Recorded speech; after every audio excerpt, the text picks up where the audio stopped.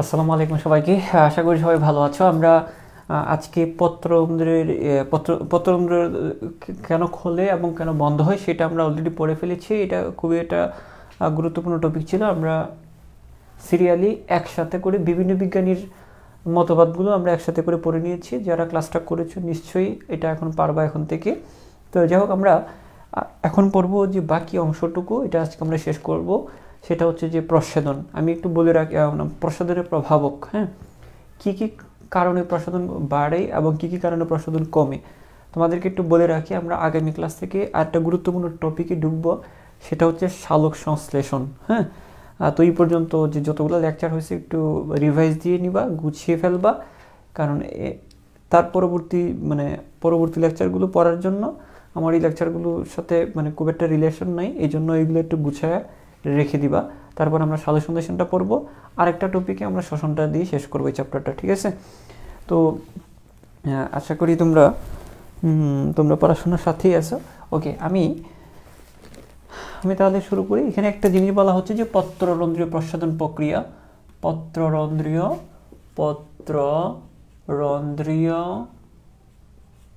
প্রস্বেদন প্রক্রিয়া। আসলে প্রস্বেদন প্রক্রিয়াটা পত্ররন্ধ্র দিয়ে কিভাবে হয় সেটা একটু তোমাদের বই আলোচনা করছে। এটা একটু দেখি, আমরা চিত্রটা আঁকলেই বুঝে যাবা। এটা তেমন কোনো জটিল কোনো প্রক্রিয়া নয়। ওকে, হ্যাঁ, ঠিক আছে। পত্ররন্ধ্রীয় প্রস্বেদন প্রক্রিয়া। তো এখানে তোমরা জানো পত্ররন্ধ্রের মধ্য দিয়ে 95 থেকে 98% পানি হয়। তো আমরা একটু চিত্রটা আঁকবো। চিত্রটা যদি একটু দেখি, বলা হচ্ছে ধরো এটা একটা পাতা। তো পাতাটার মধ্যে খেয়াল করো, আমি যদি এইভাবে আঁকি, ধরে নাও এটা হচ্ছে পাতার উপরের পৃষ্ঠ আর এটা হচ্ছে পাতার নিচের পৃষ্ঠ। হ্যাঁ, ধরো আমার এই হাতটা ধরো একটা পাতা। হ্যাঁ, আমার এই হাতটা ধরো একটা পাতা, ঠিক আছে? তাহলে আমার এটা হচ্ছে কি পাতার উপরের পৃষ্ঠ, এই যে এটা ধরো উপরের পৃষ্ঠটা, আর এটা হচ্ছে পাতার নিচের পৃষ্ঠ, ধরো এই যে এইটা পাতার নিচের পৃষ্ঠ, ঠিক আছে? তো পাতার উপরের পৃষ্ঠের দিকে একটা ত্বক থাকে যেটাকে বলা হয় ঊর্ধ্বত্বক। হ্যাঁ, পাতার উপরের দিকে এটা কি থাকে? একটা ত্বক থাকে যেটাকে ঊর্ধ্বত্বক বলা হয়, ঠিক আছে? এটাকে কি বলা হয় স্যার? এটাকে বলা হয় ঊর্ধ্বত্বক। হ্যাঁ, এটাকে বলা হয় ঊর্ধ্বত্বক বলা হয়।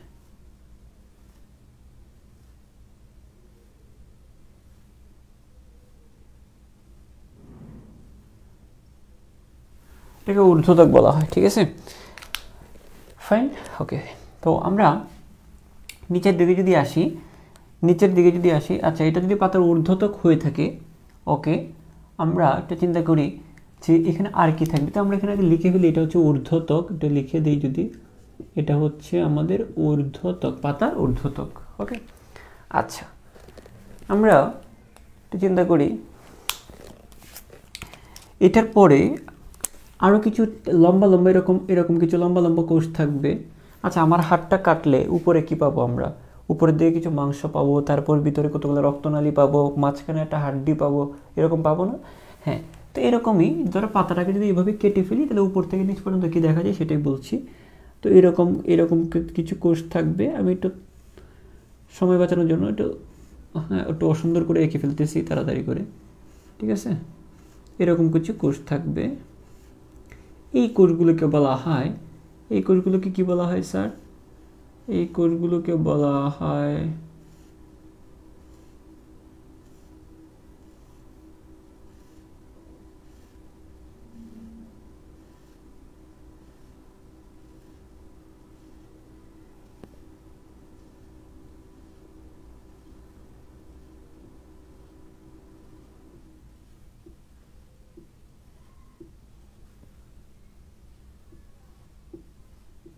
হ্যাঁ, এই যে ঠাসা যে কোষগুলো দেখতেছি আমরা, এগুলোকে বলা হয় প্যালিসেড প্যারেনকাইমা। কি প্যারেনকাইমা?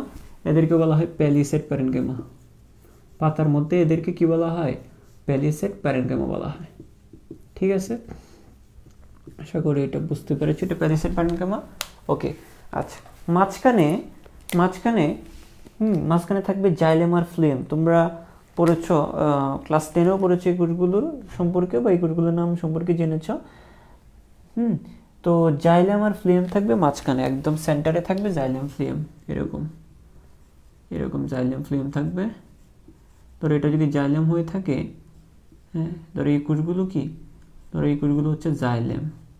কারণ আমরা জানি বিভিন্ন কাঁচামাল পরিবহন করে কে, একদম মূল থেকে পাতা পর্যন্ত জাইলেমগুলো পরিবহন করে না। হ্যাঁ, তো এদের মাঝখানে থাকবে জাইলেম, আর এই যে পরিধির দিকে থাকবে বিভিন্ন ফ্লোয়েম, এইগুলো হচ্ছে ফ্লোয়েম। ঠিক আছে, তো এটার নাম কি, এগুলো হচ্ছে জাইলেম, পাতার মধ্যে পাতার জাইলেম, আর একদম ভিতরেরগুলো হচ্ছে জাইলেম। হ্যাঁ, ভিতরেরগুলো হচ্ছে জাইলেম, আর বাইরের দিকে যে পরিধির দিকে যেগুলো আছে এগুলো হচ্ছে ফ্লোয়েম। ঠিক আছে, ফ্লোয়েম। ওকে ফাইন, তাহলে আমরা কি পড়লাম এখানে, ঊর্ধ্বতক আছে, তারপর কতগুলো কোষ আছে লম্বা লম্বি, একটার সাথে একটা গা ঘেঁষে আছে, পাশাপাশি যেগুলো রয়েছে এদের নাম হচ্ছে প্যালিসেড প্যারেনকাইমা।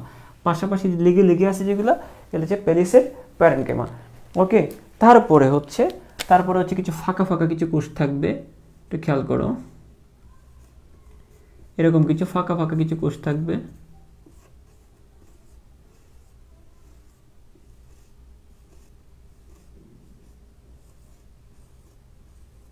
ঠিক আছে, এরকম ফাঁকা কিছু কোষ থাকবে।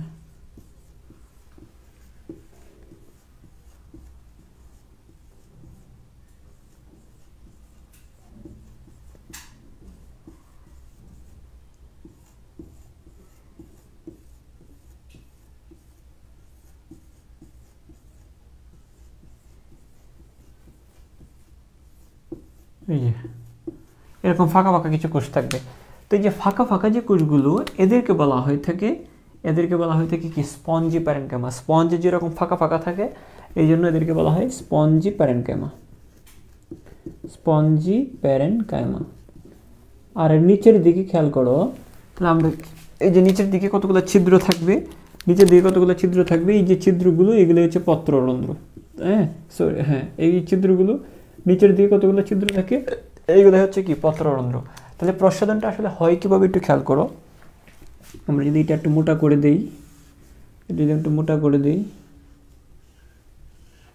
হ্যাঁ, দেখো এখানে যে ছিদ্রগুলো রয়েছে, এই যে ছিদ্রগুলো, এটাকে আমরা বলবো কি, পত্ররন্ধ্র বলবো।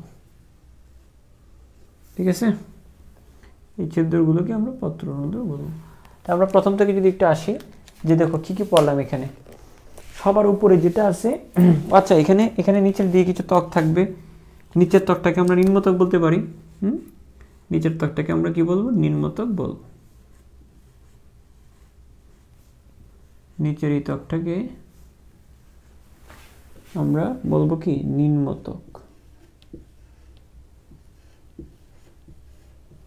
হ্যাঁ, তাহলে দেখো সহজ করে যদি আমি বলি, উপরের ত্বকটা, আবার একটু বলতেছি, উপরের ত্বকটা হচ্ছে ঊর্ধ্বত্বক, নিচের ত্বকটা কি, নিম্নত্বক। এতটুকু তো বুঝছি আমরা, উপরের ত্বকটা ঊর্ধ্বত্বক, নিচের ত্বকটা কি, নিম্নত্বক। আর পাশাপাশি লেগে যে কোষগুলো থাকে, এদেরকে বলবো আমরা প্যালিসেড প্যারেনকাইমা। কি প্যারেনকাইমা, প্যালিসেড প্যারেনকাইমা। আর ফাঁকা হয়ে যে কোষগুলো আছে দেখতেছো, ওদেরকে আমরা বলবো স্পঞ্জি প্যারেনকাইমা। ওদেরকে আমরা বলবো স্পঞ্জি প্যারেনকাইমা। আর পাতার একদম কেন্দ্রে যে টিস্যুগুলো রয়েছে, সেটাকে বলবো আমরা জাইলেম টিস্যু। একদম তার চারপাশে যে পরিধির দিকে যেগুলো রয়েছে, এগুলো হচ্ছে ফ্লোয়েম টিস্যু। এই পর্যন্ত তোমাদের ক্লিয়ার কিনা আমাকে একটু কনফার্ম করিও, এ পর্যন্ত ক্লিয়ার কিনা। সিম্পল, যদি সহজ করে নাও সহজ, আর কঠিন করে নিলে কঠিন আর কি। তো দেখো আমার হাতটার মধ্যে উপরের দিকে একটা ত্বক আছে না, ঊর্ধ্বত্বক, এই যে এটা ঊর্ধ্বত্বক। নিচের দিকে একটা ত্বক আছে না, হ্যাঁ, এখানে আছে এটা নিম্নত্বক। ওকে, আচ্ছা, এই যে উপরের দিকে যে কোষগুলো, তাহলে ঊর্ধ্বত্বক গেল, নিম্নত্বক গেল, দুইটা জিনিস গেল, ঊর্ধ্বত্বক নিচে নিম্নত্বক। আর ঊর্ধ্বত্বকের নিচে একদম পাশাপাশি লেগে যে কোষগুলো রয়েছে, এদেরকে বলা হয় প্যালিসেড প্যারেনকাইমা। একদম একটার সাথে একটা গা ঘেঁষে আছে, প্যালিসেড প্যারেনকাইমা। আর ফাঁকা হয়ে যে কোষগুলো আছে, এদেরকে বলবো আমরা স্পঞ্জি প্যারেনকাইমা। এখানে গেল আরও দুইটা, এখানে কি আরও দুইটা গেল, তাই 3 নম্বর, এই 4 নম্বর। ঠিক আছে, তারপরে আমরা যদি একদম কেন্দ্রে চলে যাই, একদম কেন্দ্রে থাকে জাইলেম, পরিধির দিকে ফ্লুয়েম। তা দুইটা করে যদি শিখে তাহলে আমাদের আশা করি কঠিন লাগবে না। উপরে ঊর্ধ্বতক, নিচে নিম্নতক। ঊর্ধ্বতকের নিচে প্যালিসেড প্যারেনকাইমা, নিম্নতকের উপরে স্পঞ্জি প্যারেনকাইমা, একদম কেন্দ্রে জাইলেম, পরিধির দিকে ফ্লুয়েম। ওকে, আশা করি তোমরা এই জিনিসটা বুঝতে পেরেছ। এখন আমরা জানি কি জাইলেম দিয়ে কি কাঁচামালটা পরিবহন হয় না? মূল থেকে পাতা পর্যন্ত পরিবহনটা কে করে? আসলে মূল থেকে পাতা পর্যন্ত পরিবহন হয় কিসের মাধ্যমে? জাইলেমের মাধ্যমে না? এই যে জাইলেমের মাধ্যমে। তো জাইলেমটা কি করবে? মূল থেকে পাতা পর্যন্ত, মানে এই পর্যন্ত তো কি পানিটা এদিক দিয়ে আসবে। তো প্রথমে পানিটা কি হবে? এদিক দিয়ে আসবে। তো তো তো এই যে এদিক দিয়ে আসবে, এখন এদিক দিয়ে আসবে। এখানে কিন্তু কিছু জাইলেম থাকবে, সরি প্যালিসেড থাকবে। হ্যাঁ, তো এখান থেকে পানিটা কি হবে? আস্তে আস্তে বাষ্পীভূত হবে। বাষ্পীভূত হয়ে এক পর্যায়ে এই পানিটা স্পঞ্জি প্যারেনকাইমার ফাঁকে ফাঁকে ডুববে বাষ্পীভূত হয়ে। কিন্তু ওই বাষ্পটা পরবর্তীতে এইভাবে কি এই পত্ররন্ধ্রের কাছাকাছি আসবে। পত্ররন্ধ্রের কাছাকাছি এসে তারপরে দিক দিয়ে কি বাষ্পাকারে পানিটা বের হয়ে যাবে। এটাই হচ্ছে প্রস্বেদন। ঠিক আছে, তাহলে পানিটা কি হবে? প্রথমে জাইলেম থেকে এক কোষ থেকে আরেক কোষে বাষ্পীভূত হবে। বাষ্পীভূত হয়ে স্পঞ্জি প্যারেনকাইমা পার হয়ে, পত্ররন্ধ্র পার হয়ে তারপর প্রস্বেদনটা হবে। তো এটা সিম্পল হিসাব। অর্থাৎ তুমি যদি এখানে চিত্রটা পারো, মানে তুমি নামগুলো জানলেই হচ্ছে, চিত্রটা পারলে হয়ে যাচ্ছে। তখন তুমি জাস্ট তোমার মতো করে এক্সপ্লেন করবা যে জাইলেমের মাধ্যমে মূল থেকে পাতা পর্যন্ত পানি পৌঁছায়। ওই জাইলেম থেকে পানিটা এক কোষ থেকে আরেক কোষে বাষ্পীভূত হয়ে এক কোষ থেকে আরেক কোষে পার হতে থাকে এবং এক পর্যায়ে স্পঞ্জি প্যারেনকাইমা পার হয়ে পত্ররন্ধ্র দিয়ে বাইরে বেরিয়ে আসে। তো এটা খুবই বর্ণনাটা তোমার মতো করে তুমি খুব সহজে সুন্দরভাবে দিতে পারবা। অর্থাৎ চিত্রটা পারলে তোমার বর্ণনাটা নিজের ভাষায় লিখতে পারো, কোনো মুখস্থ করার তো প্রয়োজন নেই। তো এই হচ্ছে আমাদের পত্ররন্ধ্রীয় প্রস্বেদন প্রক্রিয়া। তারপরে তুমি যদি একটু বইটা রিডিং দিতে চাও দিতে পারবা। ওকে, তো এই হচ্ছে আমাদের কথা। এখন হচ্ছে প্রস্বেদন। অর্থাৎ প্রস্বেদন কি? পানি বাষ্পাকারে বের হয়ে যাওয়ার প্রক্রিয়া। এই প্রস্বেদনের কয়েকটা প্রভাবক পড়ব। প্রস্বেদনের কয়েকটা প্রভাবক রয়েছে। কোন কোন কারণে প্রস্বেদন বাড়ে বা কমে যায় সেগুলো আমরা পড়ব। ঠিক আছে, তো আজকের ক্লাসটা কঠিন কিছু না, জাস্ট এই জিনিসগুলো একটু একবার করে গুছিয়ে নেওয়া। কারণ আমরা যেহেতু আমাদের অনেকেরই যেহেতু স্বপ্ন আছে যে না আমরা মেডিকেল ভর্তি পরীক্ষা দিব, তো এই জিনিসগুলো যদি এখন একটু গুছিয়ে নিয়ে ফেলতে পারি, পরবর্তীতে আমাদের খুব একটা কষ্ট হবে না। তো প্রস্বেদনের প্রভাবক,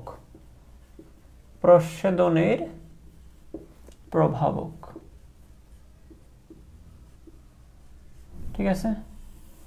প্রস্বেদনের প্রভাবক, স্যার কি কি প্রভাবক আছে প্রস্বেদনের একটু করে যদি দেখি আমরা।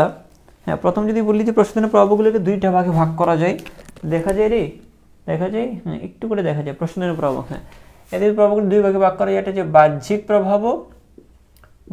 প্রভাবক, অর্থাৎ যেগুলো বাহ্যিক কিছু কারণে প্রস্বেদন বেড়ে যায় বা কমে যায়। আর কিছু আছে অভ্যন্তরীণ প্রভাবক, যার কারণে কিছু পরিমাণ বেড়ে যায় বা কমে যায়। অভ্যন্তরীণ প্রভাবক, ঠিক আছে। তো বাহ্যিক প্রভাবক আর একটা কি? অভ্যন্তরীণ প্রভাবক। এখন দেখো স্যার বাহ্যিক প্রভাবক কি কি আছে। হ্যাঁ, প্রথম কথা হচ্ছে আলো। এক নম্বর হচ্ছে কি আলো। স্যার আলো হলে কি প্রস্বেদন বাড়ে নাকি কমে? নর্মালি চিন্তা করো, আলো মানে কি দিনের বেলায় আলো থাকলে তখন দিন হবে না, বা দিনের বেলায় আলো থাকলে কি হবে? পত্ররন্ধ্রটা খুলে যায়। আর পত্ররন্ধ্র খুলে যায় যদি, তাহলে কি হবে? পানি বাষ্পাকারে বের হবে, অর্থাৎ প্রস্বেদন বেড়ে যাবে। সিম্পল হিসাব, জাস্ট একটু গুছায় নিবা আর কি। এগুলা পরীক্ষার আগে চোখ বোলালেই হবে। জাস্ট এখন যদি একটু পড়ো, পরীক্ষার আগে একটু চোখ বোলালেই হবে। তা আমার আলো যদি বাড়ে, হ্যাঁ, তাহলে আলো যদি বাড়ে প্রস্বেদন কি হবে আমাকে বলো। হ্যাঁ, তাহলে পত্ররন্ধ্র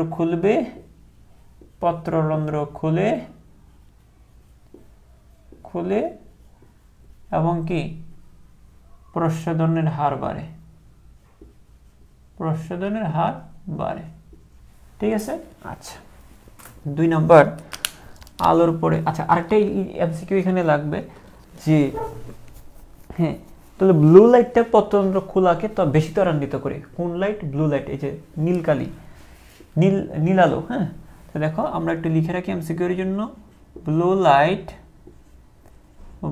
লাইট পত্ররন্ধ্র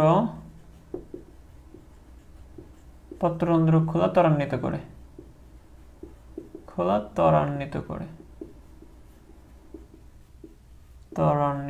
করে।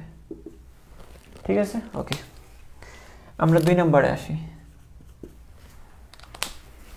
দেখো আমরা যদি 2 নম্বরে আসি, সেটা হচ্ছে যে তাপমাত্রাও কিন্তু একটা প্রভাবক। হ্যাঁ, তাপমাত্রা প্রশোধনের একটা প্রভাবক।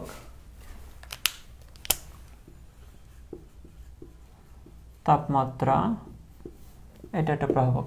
এখন দেখো তাপমাত্রা বাড়লে প্রশোধন বাড়বে নাকি কমবে? তাপমাত্রা বাড়লে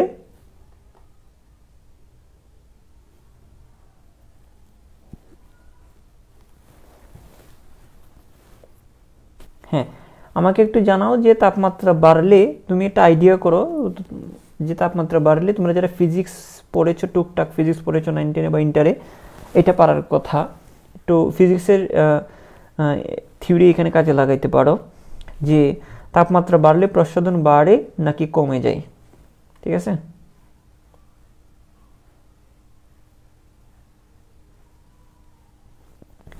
ঠিক আছে, তো জানাও তো। তাপমাত্রা বাড়লে বাড়বে, ভেরি গুড। যারা বলতে পারছো খুবই ট্যালেন্ট আমি মনে করি। দেখো কারণটা হচ্ছে, আমি যদি একটু ব্যাখ্যাটা যাই, তাপমাত্রা যদি বাড়ে, ধরো একটা এলাকায় একটা জায়গায় তাপমাত্রা বাড়ছে, ওই জায়গায় কিন্তু জলীয় বাষ্পের ধারণ ক্ষমতাও কিন্তু বাড়বে। দেখো শীতকালে আমাদের ত্বকটা ফেটে যায় কেন? সিম্পল একটা হিসাব, শীতকালে আমাদের ত্বক ফেটে যায় কারণ তাপমাত্রা কম থাকে। শীতকালে কি থাকে? তাপমাত্রা কম থাকে। তাপমাত্রা কম থাকার কারণে এই যে আমাদের বায়ুমণ্ডলে জলীয় বাষ্প কম থাকে, মানে কি পানি কম থাকে।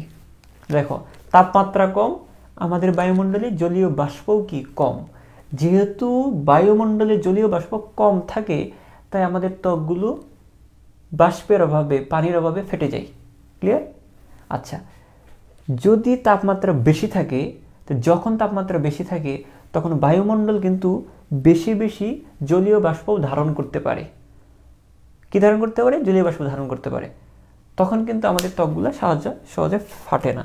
তো আমার কথা হচ্ছে তাপমাত্রা বাড়ার সাথে জলীয় বাষ্পের ধারণ ক্ষমতার একটা বিষয় কাজ করে। তো তাপমাত্রা বাড়লে কি হয়? হ্যাঁ, জলীয় বাষ্পের ধারণ ক্ষমতা বাড়ে। জলীয় বাষ্পের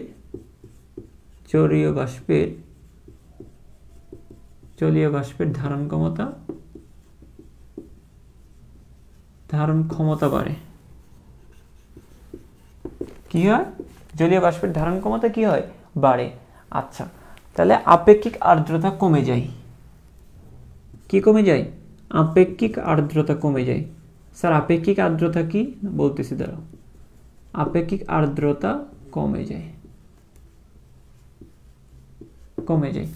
আপেক্ষিক আর্দ্রতা যদি কমে যায় তাহলে কি হয়? আপেক্ষিক আর্দ্রতা কমে যায় মানে, হ্যাঁ, তাপমাত্রার সাপেক্ষে আমার জলীয় বাষ্পের পরিমাণটা একটু কম থাকে।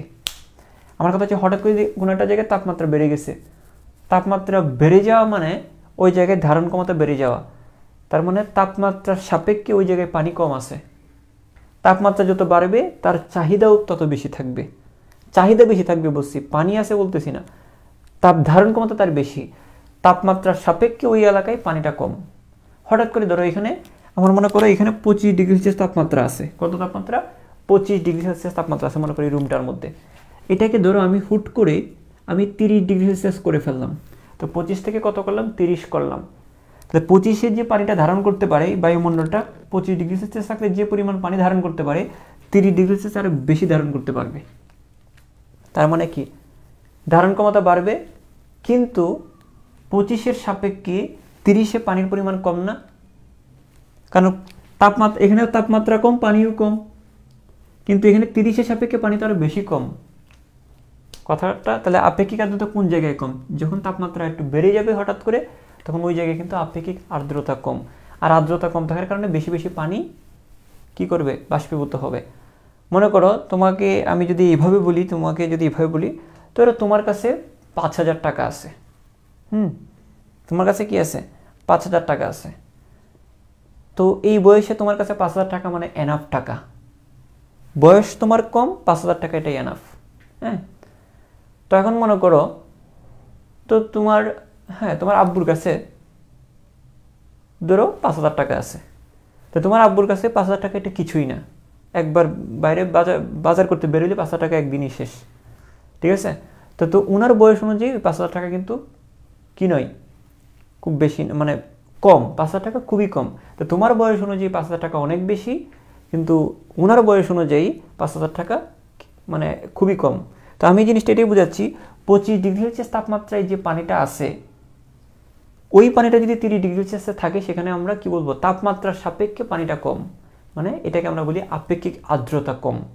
তো কোনো একটা জায়গায় যদি তাপমাত্রা বেড়ে যায়, তার মানে পানিটা জলীয় বাষ্প পরিমাণ না কমলেও আমার আপেক্ষিকভাবে জিনিসটা কম হয়, এটাকে বলা হয় আপেক্ষিক আর্দ্রতা। আশা করি জিনিসটা বুঝাইতে পারছি। তাপমাত্রা যদি কম থাকে তখন যে পরিমাণ পানি থাকে, ওই পরিমাণ পানি যদি মনে করো এখানে ধরো 5 লিটার পানি আছে, কথার কথা, এখানে যদি 5 লিটার থাকে, আপেক্ষিকভাবে কোন জায়গায় কম আছে, আমার এখানে তাপমাত্রা বেড়ে গেছে, এখানে আরও বেশি থাকার কথা, কিন্তু এখানে তো বেশি নাই, হঠাৎ করে তাপমাত্রা বাড়ছে, সুতরাং এই জায়গায় আপেক্ষিক আর্দ্রতা কম। আপেক্ষিক আর্দ্রতা মানে তাপমাত্রার সাপেক্ষে পানির পরিমাণটা কম।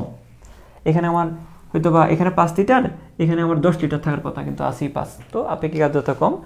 তো আপেক্ষিক আর্দ্রতা যদি কম থাকে, তখনই কিন্তু এরা বেশি বেশি পানি শোষণ করতে চায়। এখন তোমার আব্বুর কাছে 5,000 টাকা দিয়ে হবে না, তো উনি আরও টাকা কি করবে, হয়তো বা আর্ন করবে, হয়তো বা ম্যানেজ করবে, ঠিক আছে। তো জিনিসটা হচ্ছে, যখন আপেক্ষিক আর্দ্রতা কম দেখাচ্ছে, তখনই কি করবে, বায়ুমণ্ডলটাও চাইবে কি বেশি বেশি পানি শোষণ করা। এটা কোত্থেকে করবে, এই যে গাছের পাতা থেকে জলীয় বাষ্প শোষণ করবে, ঠিক আছে।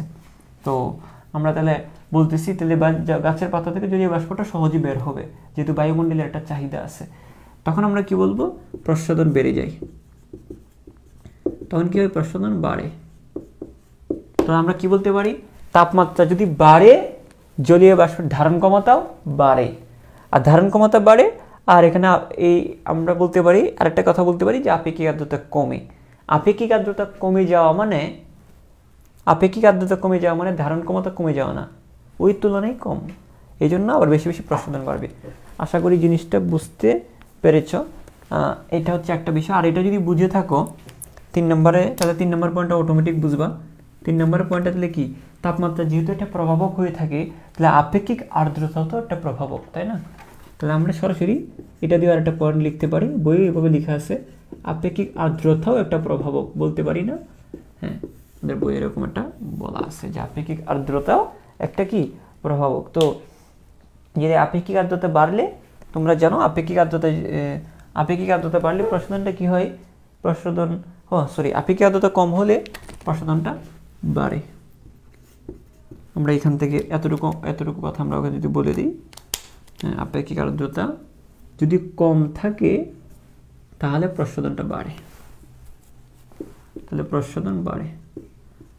আজকের পড়াটা বোঝানোর তেমন কিছু না, বর্ণনামূলক ম্যাক্সিমাম। হ্যাঁ, তারপরে আমাদের তো পড়তে হবে, একটু পরে তোমরা এইভাবে একটু নোটগুলো লিখে ফেলবা। হ্যাঁ, আচ্ছা।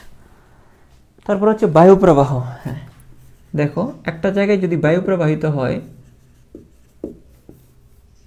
স্যার এটা কিরকম, দেখো বায়ু প্রবাহটা হচ্ছে, ধরো এটা যদি পাতা হয়ে থাকে, এটা যদি গাছের পাতা হয়ে থাকে, ধরো আমাকে একটা গাছ চিন্তা করো, জীবন্ত বটবৃক্ষ চিন্তা করো, এটা হচ্ছে আমার পাতা। হ্যাঁ, এটা পাতা।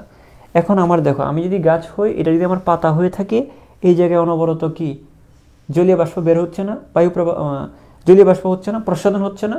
একটা গাছের পাতার থেকেই তো প্রস্বাদনটা হয়। তো এখানে এই জায়গায় প্রস্বাদন হচ্ছে, মানে কি এখানে পানির পরিমাণটা বেশি, ঠিক আছে। এখন আরেক জায়গা থেকে, ধরো এই জায়গা থেকে বাতাসটা যদি এখানে আসে, তো এই জায়গার বাতাসটা কিন্তু শুকনা, এই জায়গার বাতাসটা যে আমি এভাবে দেখাই, মনে করো এই জায়গার বাতাসটা শুকনা আর এই জায়গার বাতাসটা ভেজা। কেন ভেজা, কারণ এখানে আমার এই পাতা থেকে অটোমেটিক প্রস্বাদন হওয়ার কারণে ওইখানে জলীয় বাষ্পের পরিমাণ বেশি আছে, তাই বাতাসটা একটু বেশি আর্দ্র। এখন ধরো এইখানের বাতাসটা কিন্তু আর্দ্র না, কারণ এখানে কোনো পাতা নাই, চিন্তা করো। তখন এখানে শুষ্ক বাতাসটা যদি প্রবাহিত হয়ে এদিকে আসে, তখন আবার ভেজা বাতাসটা, আর্দ্র বায়ুটা কিন্তু একটু দূরে সরে যাবে, তারপর আবার শুকনাটা আসবে, তখন কিন্তু আবার ওই জায়গায় আবার কি নতুন করে আবার বেশি বেশি কী হবে, জলীয় বাষ্প বের হবে, মানে প্রস্বাদন হবে। আমি জিনিসটা এইভাবে বুঝাতে পারি তোমাদেরকে, একটু দিদি দেখো। মনে করো একটা জায়গায় কী হয়েছে, হ্যাঁ একটা গাছের পাতায় কী হচ্ছে, প্রস্বাদন হচ্ছে। এখন মনে করো এই জায়গার বাতাসটা যদি, শুষ্ক বাতাসটা যদি এখানে আসে, তখন দেখো এখানে প্রস্বাদন হয়েছে মানে কি, এখানে পানির পরিমাণটা বেশি, এই এলাকার বায়ুতে জলীয় বাষ্পের পরিমাণ বেশি, নতুন করে আর পানি কি বের হইতে পারবে, নতুন করে আর পানি বের হইতে পারবে না, কারণ এই জায়গাতে বেশি বেশি জলীয় বাষ্প, নতুন করে পানিটা, হ্যাঁ এটা ঘনত্বের তো একটা ব্যাপার আছে, ব্যাপারের তো একটা ব্যাপার আছে, তাই না? তো এই জায়গায় বের হইতে পারবে না। কিন্তু যদি হঠাৎ করে যদি ধমকা হাওয়া বা বাতাস হয়, তখন এই শুষ্ক বাতাসটা যদি এই জায়গায় আসে, তাহলে তখন পানিটা কিন্তু কী হয়ে যাবে, তখন এই পানিগুলো কিন্তু বাতাসের কারণে অন্য জায়গায় চলে যাবে, তাই না? এখন এখানে কি চলে আসলো তখন, এখন এখানে কিন্তু শুষ্ক বাতাস, এখানে কিন্তু কি আসছে, শুষ্ক বাতাস চলে আসছে। এখন এখানে হবে কি, যেহেতু এই জায়গায় শুষ্ক বাতাস, আবার নতুন করে বেশি বেশি পানি বের হবে না, হ্যাঁ এখন বেশি বেশি পানি বের হইতে পারবে, এটাই বলা হচ্ছে, এটাকে বলে বায়ু প্রবাহ। তো বায়ু প্রবাহ হইলে হয় কি, শুষ্ক বাতাসটা আসার কারণে নতুন করে আবার পানি বাষ্পাকারে বের হইতে পারে। তো এটা বায়ু প্রবাহ যদি বাড়ে, আমরা বলতে পারি বায়ু প্রবাহ বাড়লে প্রস্বাদনের হার বাড়ে, প্রস্বাদনের হার বাড়ে, আমি সংক্ষেপে লিখে দিচ্ছি, হ্যাঁ প্রস্বাদনের হার বাড়ে। তারপরে যদি আমরা বলি আবহমণ্ডলের চাপ, হ্যাঁ ওই পাশে এটা মুছে দিই, জায়গা নাই, আচ্ছা এখানে নিচে জায়গা আছে। তারপরে হচ্ছে আবহমণ্ডলের চাপ, এখান থেকে এটাও পারবো আশা করি। আবহমণ্ডলের চাপ, এই চাপের পরিমাণ যদি বেড়ে যায়,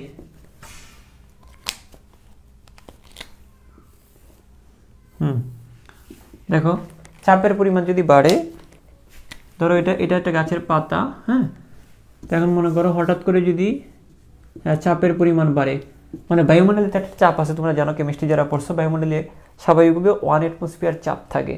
তো কোনো কারণে যদি চাপের পরিমাণ, চাপ যদি বেড়ে যায়, তাহলে কি পানিটা কি বের হইতে পারবে, চাপাচাপি করে রাখবে না, পানিটা বের হবে কম, মানে প্রস্বাদনটা কম হবে। তো বায়ুমণ্ডলের চাপ যদি বেশি থাকে, প্রস্বাদনের হারটা কি হবে, প্রস্বাদনের মানটা, প্রস্বাদন কি হবে বলো তো, প্রস্বাদন কম হবে, ঠিক আছে? প্রস্বাদনটা আবহমণ্ডলের চাপের কারণে প্রস্বাদন একটু কমে যাবে, হ্যাঁ আচ্ছা ঠিক আছে। তারপর হচ্ছে মাটিস্থ পানি, আরেকটা জিনিস বলা যায় মাটিস্থ পানি, এটা কি বলা যায়, মাটিস্থ পানি। স্যার মাটিস্থ পানির ব্যাপারটা যদি একটু বলেন। হ্যাঁ মাটিস্থ পানি হচ্ছে, মাটিতে পানি যদি বেশি থাকে, একটু চিন্তা করো,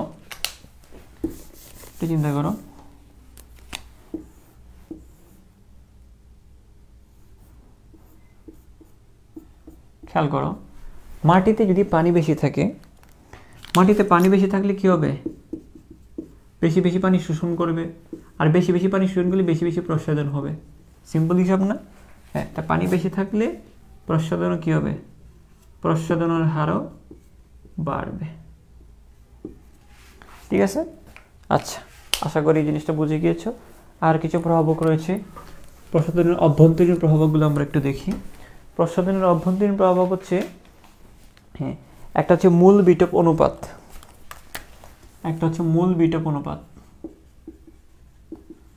মূল বিটপ অনুপাত। স্যার এটার মানেটা কি? বিটপ কি? মূল ছাড়া উদ্ভিদের যে বাকি অংশগুলো, একমাত্র মূল ছাড়া উদ্ভিদের বাকি যে অংশ আছে, পাতা, ফুল, ফল, কাণ্ড, শাখা প্রশাখা, সব কটাকে বলা হয় বিটপ। কি বলা হয়? বিটপ বলা হয়।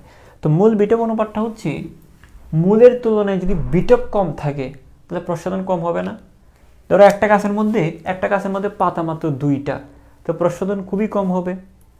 আরেকটা গাছের মধ্যে পাতা অনেকগুলা, তাহলে এখানে পাতা বেশি থাকলে পত্ররন্ধ্র বেশি থাকবে, প্রস্বাদন বেশি হবে।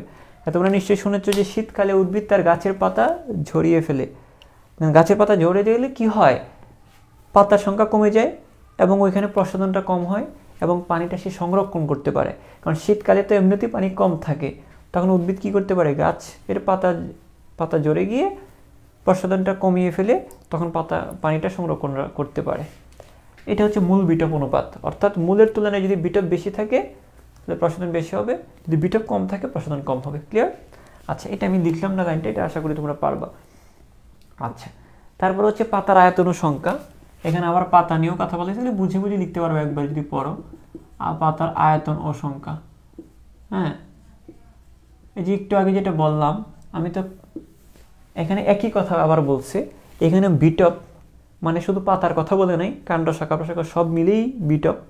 এখানে স্পেসিফিকলি আবার পাতাটার কথা বলছে, আলাদা করে একই কথা যদিও, কিন্তু এখানে সব কটার কথা আর এখানে শুধু পাতাটার কথা বলা হয়েছে। তো এখন দেখো, একটা গাছের পাতা যদি অনেক বড় হয় তাহলে তার মধ্যে পত্ররন্ধ্র বেশি থাকবে, আর একটা গাছের পাতার আয়তন যদি খুব ছোট হয় প্রসাধন কম, মানে পত্ররন্ধ্র কম থাকবে, প্রসাধন কম হবে। আর সংখ্যাটাও তো বললাম একটু আগে। আর পাতার গঠন, হ্যাঁ, পাতার গঠনও একটা বিষয় আছে, পাতার গঠন। হ্যাঁ, তো পাতার গঠনে হচ্ছে, দেখো পাতার গঠনে বলা হচ্ছে যে পাতার গঠনটাও কিন্তু প্রসাধন প্রভাবিত করে। এখন পাতার আমরা কি পড়ছিলাম, পাতার ঊর্ধ্বত্বক থাকে, নিম্নত্বক থাকে। এখন ঊর্ধ্বত্বকের যদি স্তর বেশি থাকে, এবং তার উপরে যদি কিউটিকলের আবরণ থাকে, কিসের আবরণ, যদি কিউটিকলের কোনো আবরণ থাকে, অর্থাৎ তার ঊর্ধ্বত্বকটা যদি পুরু হয়, ওই যে আমাদের যে ত্বকটা, এদেরও তো ঊর্ধ্বত্বক নিম্নত্বক আছে, ওই ত্বকগুলো যদি পুরু হয় এবং কিউটিকল যুক্ত থাকে, কি থাকে, কিউটিকল যুক্ত থাকে, তখন কি হবে না, তখন প্রসাধনটা একটু কম হবে না? হ্যাঁ, কম হবে। আর যদি কিউটিকলটা পাতলা হয়, মানে কিউটিকল কি স্যার, পাতার ত্বকের উপরেও আর আলাদা একটা স্তর, সেটাকে কিউটিকল বলা হয়। এই কিউটিকল যদি পাতলা হয় তাহলে প্রসাধনটাও কি হবে, বেশি বেশি সহজে পানিটা বেরোইতে পারবে, তখন এটাকে প্রসাধনটা সহজে হতে পারবে। ঠিক আছে?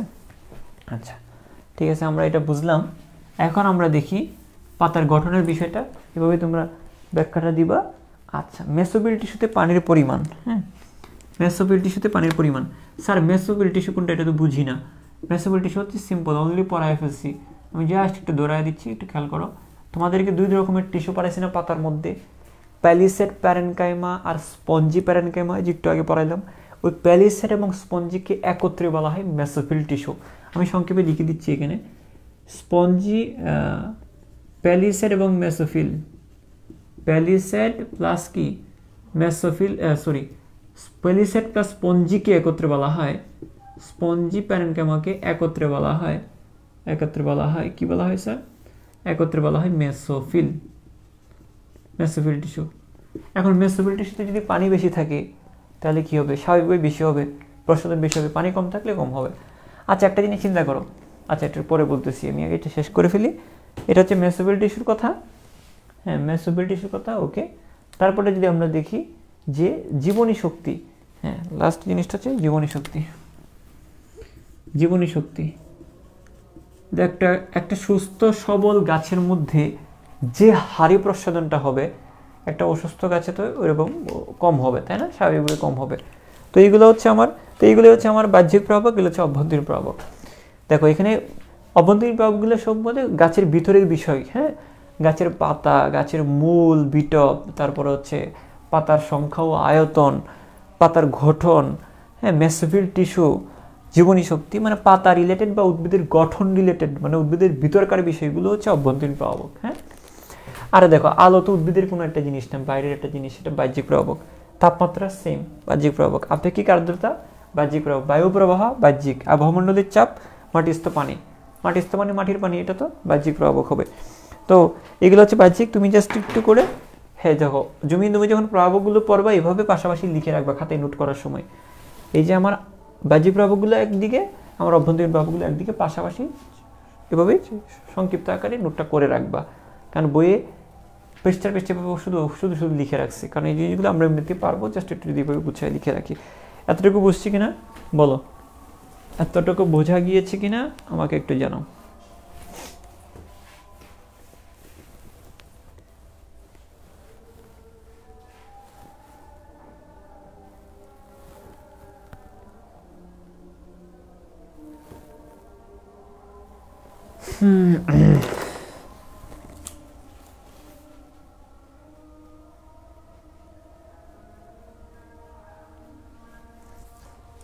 আচ্ছা, আজানটা শেষ হোক, আমি কয়েকটা জিনিস এখানে লিখে ফেলি বোর্ডের মধ্যে। হ্যাঁ, প্রসাধনের গুরুত্ব।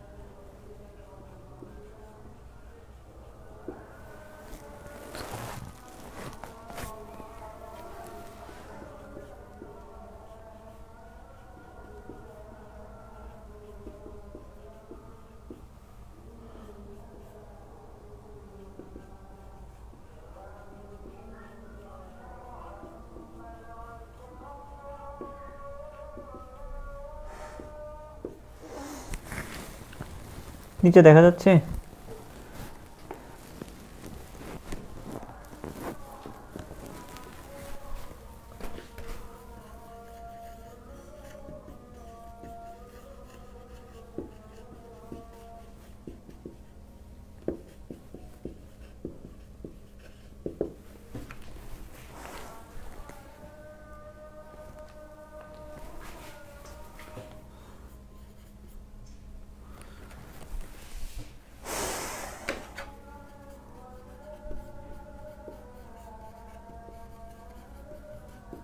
আচ্ছা দেখো এই যে পয়েন্টগুলো, এই পয়েন্টগুলো আমরা শুধু একটা রিডিং দিব, হ্যাঁ?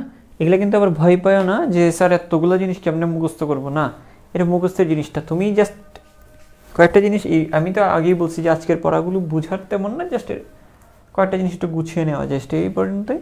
তবে এই জিনিসগুলো তুমি যদি একটু এখন একটু রিডিং দিয়ে রাখো, পরীক্ষার আগে এত বেশি প্রেশার হবে না, সহজ জিনিস। প্রশ্নটা কেন দরকার তুমি একদম সিম্পলি চিন্তা করো, প্রশ্নটা কি? পানি বাষ্পাকারে বের হয়ে যাওয়ার প্রক্রিয়া না? পানি বাষ্পাকারে বের হয়ে যাওয়ার প্রক্রিয়া। তো পানি যখন বের হয়, তো একদিক দিয়ে যখন পানি বের হয় আর একদিক দিয়ে কি হয়? পানি বের হয়ে যাওয়ার কারণে উদ্ভিদের কোষের মধ্যে পানির একটা ঘাটতি হয় না? হ্যাঁ, পানির ঘাটতি হয়। তো এই ঘাটতিটা পূরণ করার জন্য আবার পানি পাশের কোষ থেকে শোষণ করে, আবার ওই কোষটা পানিটা যখন চলে যাবে, এই কোষের পানিটা যখন এখানে চলে যাবে, তখন সেও কী করবে? পাশের কোষ থেকে পানি শোষণ করবে। এইভাবে কিন্তু মূলের মাধ্যমেও, মূলের মধ্য থেকেও পানি শোষিত হয়। তো এটা দিয়ে এটাই বোঝানো হচ্ছে যে পানি শোষণ, প্রশোধন হয় বলেই পানিটা শোষণ হইতে পারে, একটা টান কাজ করে। আর পানির সাথে সাথে কিন্তু খাদ্য রস, খাবারের যে রসগুলো, খাবারের যে উপাদানগুলো, সেইগুলো কিন্তু উপরে উঠে যায়। তো পানি ও খাদ্য রস উপরে উঠানো, এক হচ্ছে পানিটাকে শোষণ করা, এদিক দিয়ে পানি বের হচ্ছে বলে এদিক দিয়ে পানি শোষিত হইতে পারতেছে, অর্থাৎ পানি শোষণ, এবং পানিটা উপরে উঠানো, এই দুইটা কাজই এইটার কারণে হয়ে থাকে। আর হচ্ছে লবণ পরিশোধন। তোমরা জানো যে পানির সাথে সাথে কিছু পরিমাণ লবণ পানির স্রোতের সাথে ঢুকে যায়, এটাকে বলা আমরা লবণ পরিশোষণ। পাতা অন্যান্য অংশ খনিজ লবণ পৌঁছানো, শুধু লবণটাকে শুধু শোষণই করবে না, লবণটা শোষণ করবে এবং লবণটা বিভিন্ন অংশে পৌঁছানোর কাজটাও এটার মাধ্যমে হয়ে থাকে। তো আমার কথা হচ্ছে কি পড়লাম আমরা? দুইটা জিনিস কিন্তু একই রকম। দেখো, এক হচ্ছে পানিটাকে শোষণ, পানিটাকে কি উপরে উঠানো, বা এই যে দেখো উপরে উঠানো। তো প্রথম হচ্ছে পানি শোষণ, পানি উপরে উঠানো, লবণ শোষণ, লবণ উপরে উঠানো। দেখো তো এভাবে পড়লে সহজ না? এগুলো সহজ। এমনি কিন্তু প্রথমে দিকে কিন্তু একটু লাগছিল না, এখন আর এটা প্রবলেম হবে না আশা করি।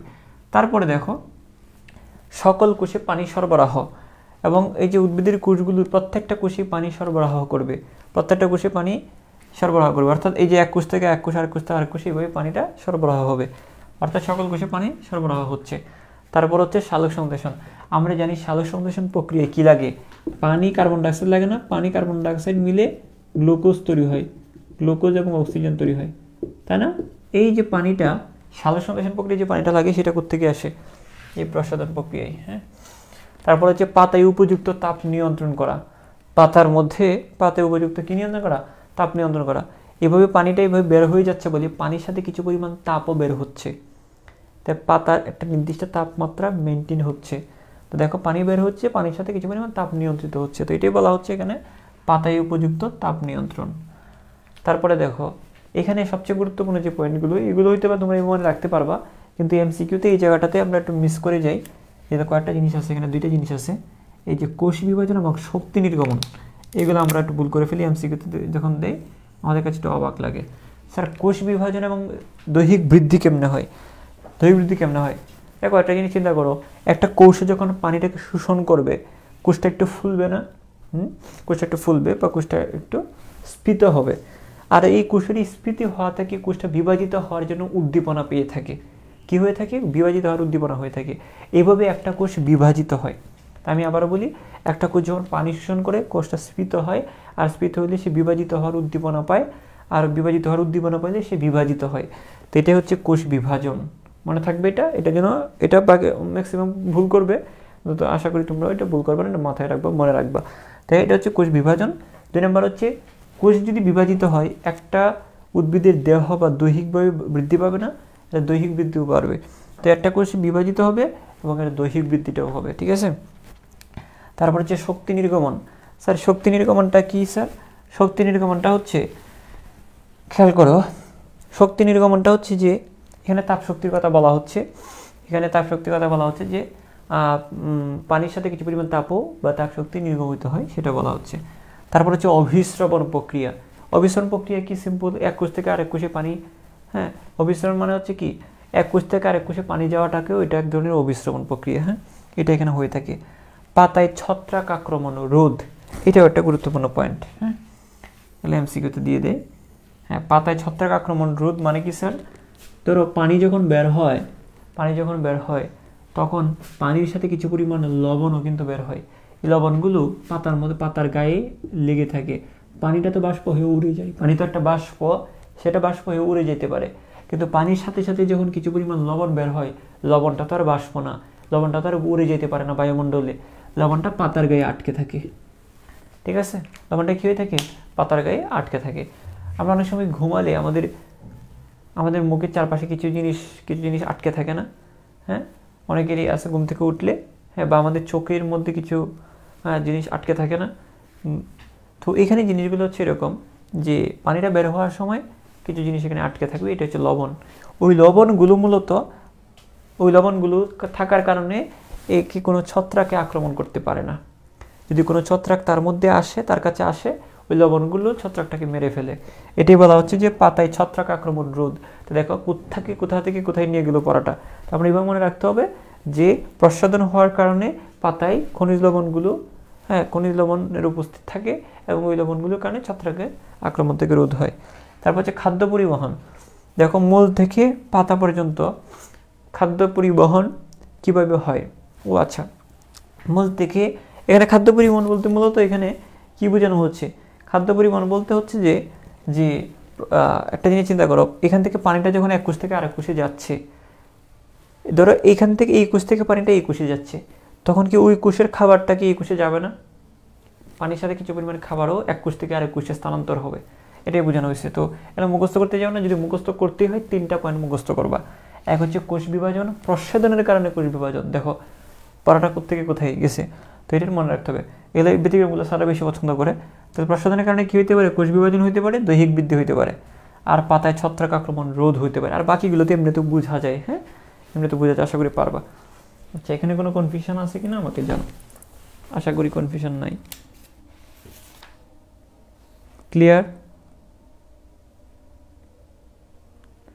ক্লিয়ার কিনা বলো।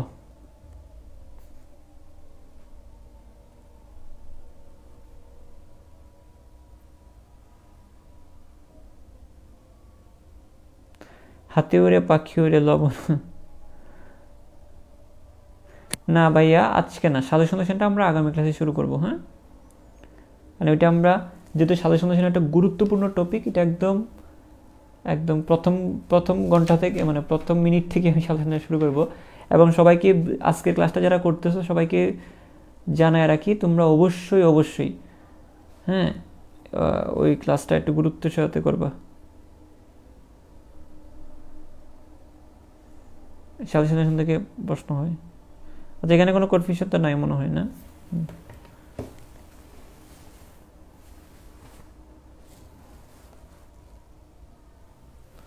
আচ্ছা, ও এখানে আর 2টা টপিক আছে, আর 2টা পয়েন্ট আছে। হ্যাঁ, দেখো পুষ্প পরিস্ফুটন, দেখো 14 নম্বর পুষ্প পরিস্ফুটন। হ্যাঁ, পুষ্প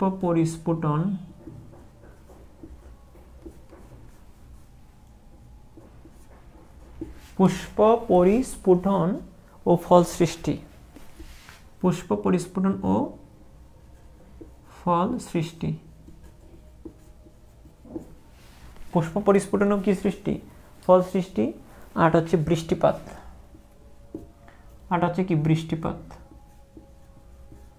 এই 2টা জিনিসও হতে পারে। এখন স্যার এই 2টা জিনিস কিভাবে হয় একটু খেয়াল করি। পুষ্প পরিস্ফুটন ও ফল সৃষ্টিটা হচ্ছে এরকম অনেকটা, একটু আগে বললাম না যে এই প্রস্বাদনের কারণে কোষটা একটু স্ফীত হয়। এই যে এক কোষ থেকে আরেক কোষে যে পানিটা যায়, কোষটা একটু স্ফীত হয়, আর স্ফীত হইলে কি হয়, বিভাজিত হওয়ার উদ্দীপনা পায়। আচ্ছা, ফুলের যে কলি আছে, ফুলের কলিও কি একটা কোষ না? ফুলের কলিও তো কোষ দিয়ে তৈরি, তাই না? ফুলকলি বা ফুলের কলিগুলোও তো কোষ দিয়ে তৈরি হয়। তাহলে ওইগুলোর মধ্যে যখন পানি ডুববে ওরাও কী হবে?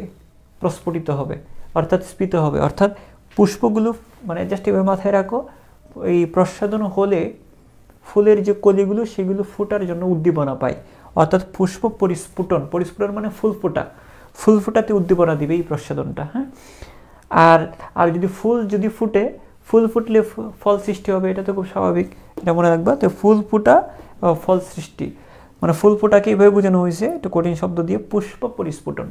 ঠিক আছে, যে কারণটা হচ্ছে বৃষ্টিপাত। স্যার বৃষ্টিপাত কোনটা? বৃষ্টিপাত কেন হয় বা কেন এই কথাটা বলা হচ্ছে?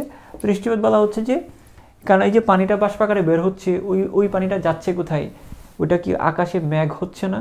আকাশে মেঘ হিসেবে জমা পড়ে যাচ্ছে, তারপর এক পর্যায়ে বৃষ্টিপাত হবে। হ্যাঁ, আচ্ছা, প্রস্বাদনের কারণে কি হতে পারে? বৃষ্টিপাত হতে পারে। আচ্ছা, আমরা কয়েকটা শব্দের মিনিং একটু বুঝে নিই আমরা, তাহলে আগামী ক্লাসে আমাদের সলিউশন করবো। কয়েকটা শব্দের মিনিং আমরা একটু বুঝবো। আমাদের প্রস্বাদন শেষ।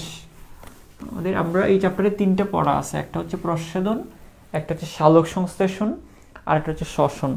ইতিমধ্যে আমাদের প্রস্বাদনটা তাহলে শেষ। হ্যাঁ, আচ্ছা ঠিক আছে, আমরা কয়েকটি শব্দের মিনিং জানবো এখন।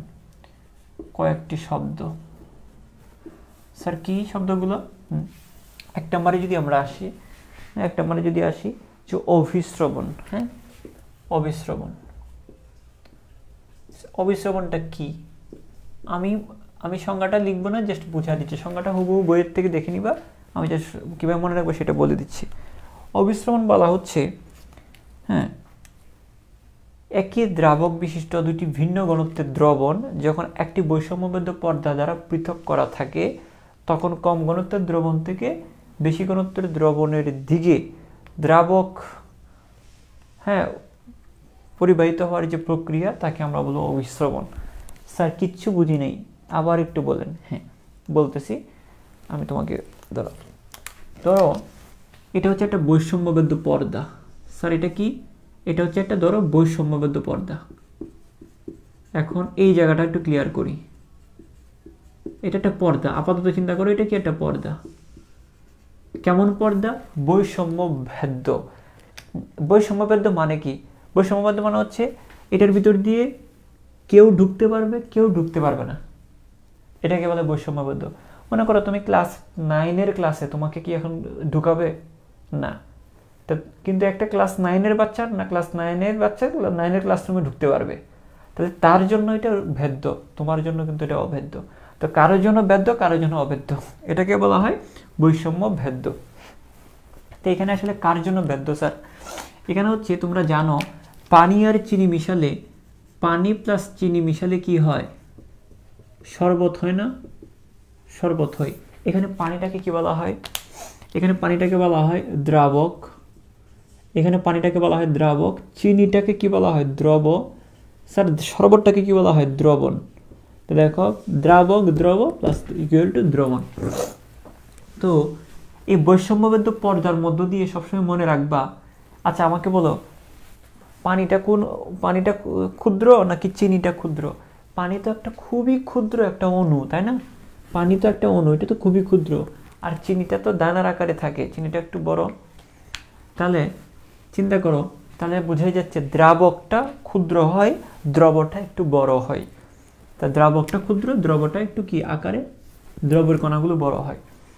তো এই পর্দার ভিতর দিয়ে কারা ঢুকতে পারবে? যেটা ছোট সেটা ঢুকতে পারবে নাকি যেটা বড় সেটা ঢুকতে পারবে? অবশ্যই ছোটগুলো, মানে ওই যে দ্রাবকগুলো। অর্থাৎ বৈষম্যবদ্ধ পর্দার মধ্যে দিয়ে কি পরিবাহিত হইতে পারে, কি ব্যাপিত হইতে পারবে? দ্রাবক পারবে। কে পারবে? দ্রাবক ব্যাপিত হইতে পারবে, দ্রব পারবে না। হ্যাঁ, আচ্ছা, তাহলে এই যে ভিন্ন ঘনত্ব, তাহলে একই দ্রাবক বিশিষ্ট, তাহলে ধরো দ্রাবক ভেদ করতে পারে, এটাকে বলা হয় দ্রব ভেদ করতে পারে না। দ্রাবক ভেদ করতে পারে, দ্রব ভেদ করতে পারে না এর ভিতর দিয়ে, এই জন্য এটাকে বলা হয় বৈষম্যবদ্ধ। ক্লিয়ার? আচ্ছা, এখন মনে করো এইদিকে, ধরো এদিকে একটা দ্রবণ আছে, এদিকে একটা দ্রবণ আছে, এদিকে একটা দ্রবণ। দ্রবণ মানে কি? দ্রবণ মানে কি? দ্রব প্লাস দ্রাবক না? হ্যাঁ, তাহলে এইদিকে একটা দ্রবণ আছে, যেখানে এইখানে এদিকে একটা দ্রবণ আছে, আবার এদিকেও কি আছে? একটা দ্রবণ আছে। দুদিকে দুইটা দ্রবণ আছে, এদিকেও দ্রবণ আছে, এদিকেও দ্রবণ আছে। এই দিকের দ্রবণটার এই দিকের দ্রবণটাও যে দ্রবণের কি থাকে, দ্রবণের দ্রাবক থাকে না, হ্যাঁ, এই দিকের দ্রবণটা যে দ্রাবকের থাকবে এই দিকের দ্রবণটা একই দ্রাবকের হতে হবে, দ্রাবক একই হইতে হবে। অর্থাৎ এদিকে যদি এদিকের দ্রবণটাতে দ্রাবক হিসেবে যদি পানি থাকে, এখানে যদি দ্রাবক হিসেবে পানি থাকে, অবশ্যই এই দিকের দ্রবণটাতেও কি থাকতে হবে, দ্রাবক হিসেবে পানি থাকবে। তাহলে দেখো একই দ্রাবক, দুই জায়গায় কি একই দ্রাবক না?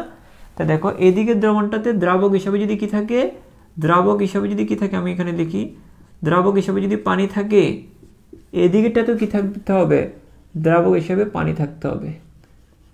এদিকে যদি দ্রাবক হিসেবে মদ থাকে, অ্যালকোহল থাকে, এদিকেও দ্রাবক হিসেবে অ্যালকোহল থাকতে হবে। যাই হোক, আমরা তো একই দ্রাবক বিশিষ্ট, কি বলবো আমরা, একই দ্রাবক, এদিকে যে দ্রাবক এদিকেও একই দ্রাবক। তাহলে একই দ্রাবক বিশিষ্ট দুইটা দ্রবণ, একই দ্রাবক বিশিষ্ট কয়টা দ্রবণ, দুইটা দ্রবণ, এই একটা দ্রবণ, এই একটা দ্রবণ।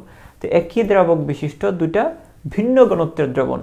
ভিন্ন ঘনত্ব মানে কি, ধরো এদিকেও শরবত আছে, এদিকে শরবত দিয়ে বুঝাই, ধরো এদিকেও শরবত আছে, এদিকেও শরবত আছে, এদিকের শরবতটার মধ্যেও কি পানি আছে, মানে দ্রাবক আছে, এদিকে শরবতটার মধ্যে পানি আছে, মানে দ্রাবক আছে।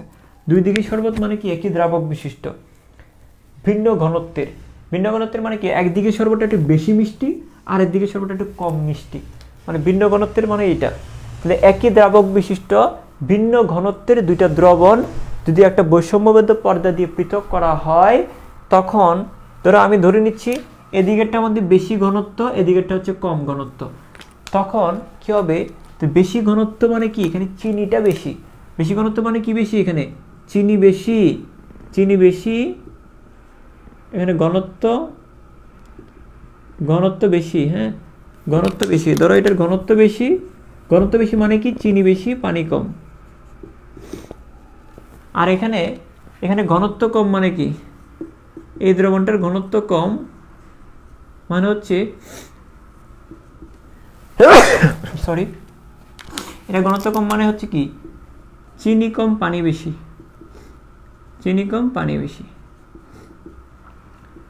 এখন দেখো আমরা একটা জিনিস পড়ে আসি নাই, যে বেশি, এখানে ঘনত্ব কম মানে কার ঘনত্ব কম, চিনির ঘনত্ব কম, কিন্তু পানির ঘনত্ব কি, আবার পানিটা বেশি। এখানে ঘনত্ব বেশি মানে কার ঘনত্ব বেশি, চিনি বেশি, কিন্তু পানিটা কিন্তু কম। ঠিক আছে, তো একটা জিনিস মাথায় রাখবা, আমার কথা হচ্ছে চিনিটা তো ভেদ করতে পারবে না, ভেদ করলে কোনটা ভেদ করতে পারবে, ভেদ করলে পানিটা ভেদ করতে পারবে। তো এইদিকে পানি, এই যে এইদিকেও পানি, তো ভেদ করলে কোনটা ভেদ করতে পারবে, পানিটা ভেদ করতে পারবে। তো দেখো ওই যে বেশি পানি থেকে কম পানিতে যাবে, তো দিকে বেশি পানি, ওই দিকের পানিটা কমের দিকে যাবে। কিন্তু আমরা যদি ঘনত্বের কথাটা বলি, আমরাও কিন্তু বর্ণনা করব ঘনত্ব দিয়ে। দেখো কম ঘনত্ব থেকে দ্রাবক বেশি ঘনত্বের দিকে যাবে। কম ঘনত্ব মানে এখানে কিন্তু কম ঘনত্ব মানে কি কম নয়, পানি কিন্তু কম না, কম ঘনত্ব মানে এখানে চিনি কম পানি বেশি। তো কম ঘনত্ব থেকে পানি বেশি ঘনত্বের দিকে ব্যাপিত হওয়ার যে প্রক্রিয়া, তাকে আমরা বলবো কি, তাকে আমরা বলবো হচ্ছে হ্যাঁ অবিশ্রবণ। তাহলে অবিশ্রবণের সংজ্ঞাটা আমরা এইভাবে দিয়ে দিতে পারি। আমি সংজ্ঞাটা আবার একটু বলি এবং তোমরা পারবা কিনা এটা আমার জানাও।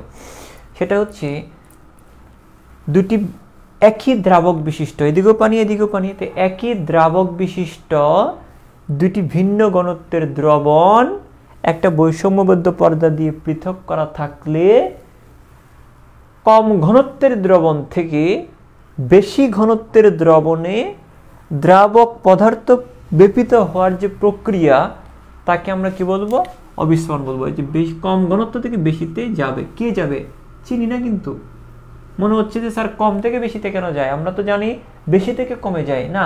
এখানে কম ঘনত্ব বলতে চিনিটা কম কিন্তু পানিটা কিন্তু বেশি, এই যে পানিটা যাবে। এখন বলতে পারো স্যার এখানে তো চিনিটা এদিক থেকে এখানে যাওয়ার কথা ছিল, স্যার চিনি তো স্যার পরিবাহিত হইতে পারে না, চিনির পরিবহন হইতে পারে না, চিনিটা ভেদ করতে পারে না, তাই পানিটাই যাবে। হ্যাঁ, এটা বুঝছো কিনা এবং পারবা কিনা আমাকে একটু জানাও,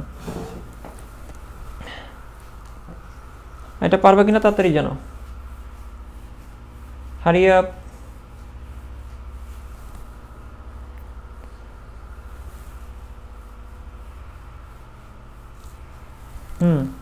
আচ্ছা, আচ্ছা, তোমাদের বইয়ে যে একটা তোমাদের বইয়ে যে সংজ্ঞাটা আছে এটা একটানে কেটে ফেলবা। হ্যাঁ, এই সংজ্ঞাটা ভুল দেওয়া আছে, এই সংজ্ঞাটা ভুল দেওয়া আছে। এখানে কম ঘনত্বের থেকে বেশি ঘনত্বের দিকে পরিবাহিত হয়। ঠিক আছে,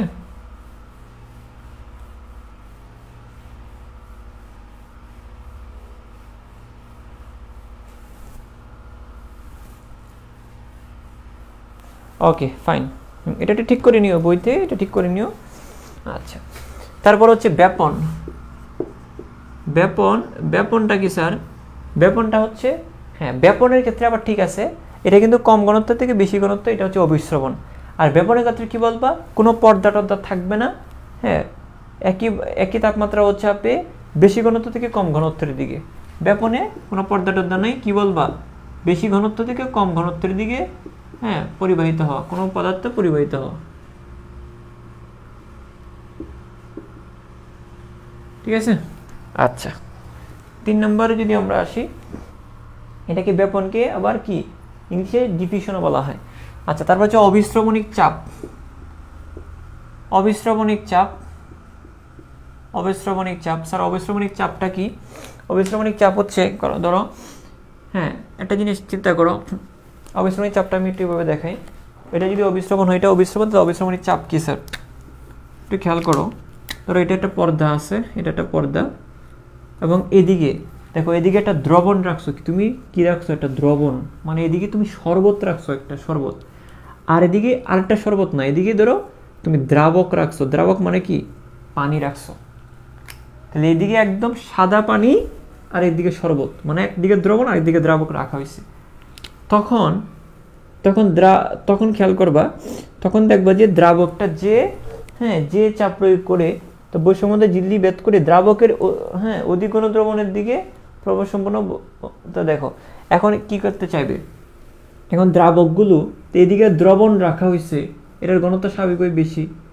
হ্যাঁ, এটা কি, এটাতে শুধুমাত্র দ্রাবক, এটাতে কি নাই, কোনো চিনি নাই, তো এটা স্বাভাবিকভাবে কি বোঝাই যাচ্ছে, পানিগুলো এখান থেকে এখানে যাওয়ার চেষ্টা করবে।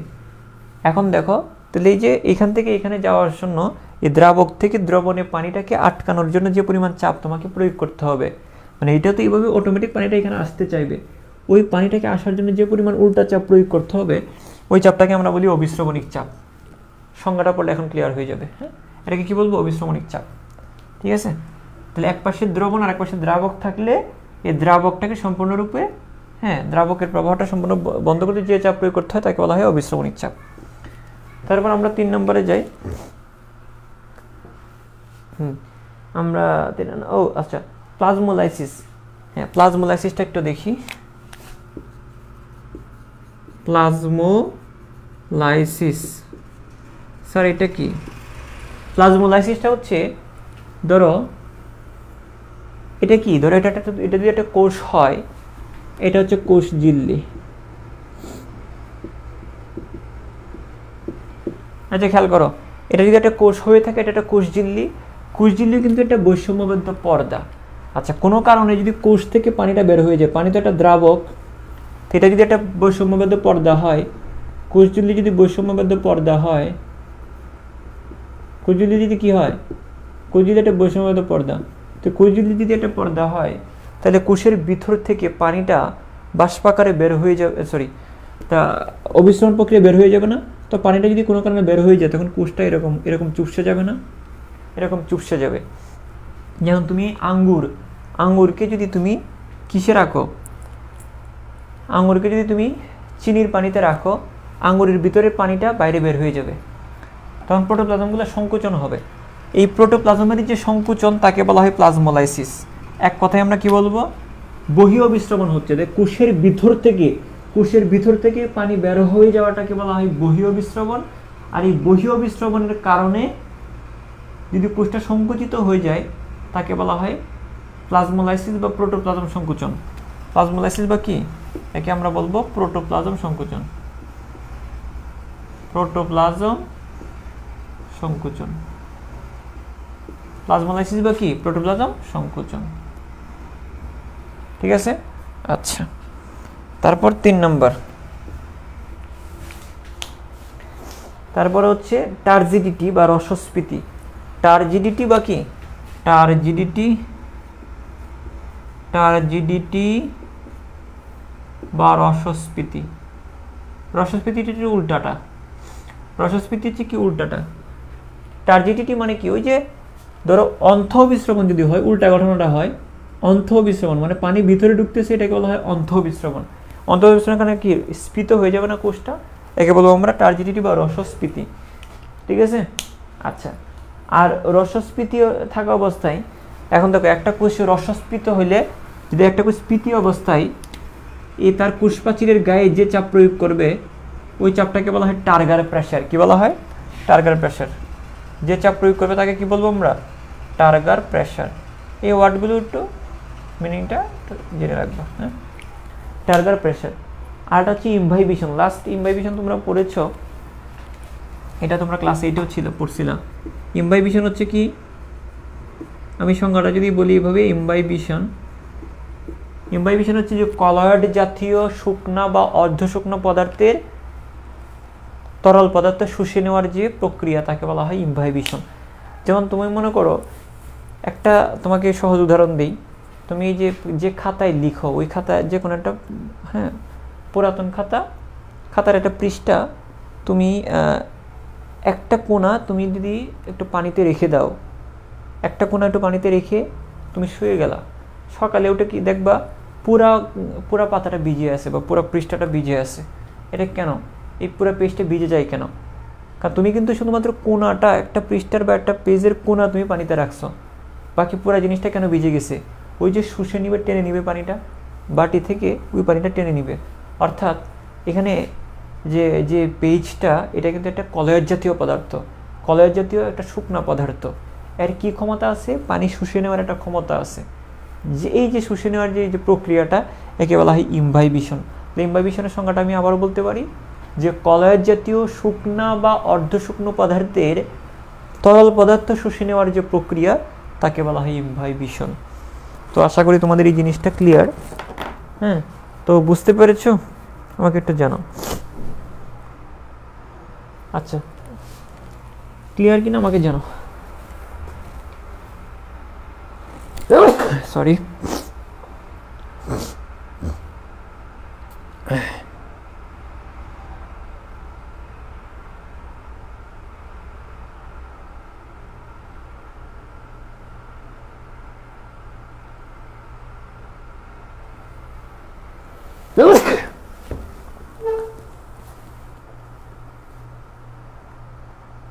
ওকে, ফাইন, ঠিক আছে। তোমাদের আগামী ক্লাসে তোমাদের একদম শুরু থেকে সাজেশনটা শুরু করব। তোমরা আশা করি ওইটা ভালো করবে।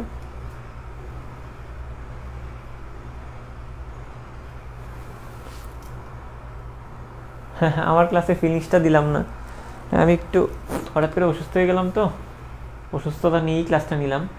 এসে আগামী ক্লাসে ফিল পাবো ইনশাল্লাহ। ঠিক আছে, সবাই ভালো থাকো, বাই।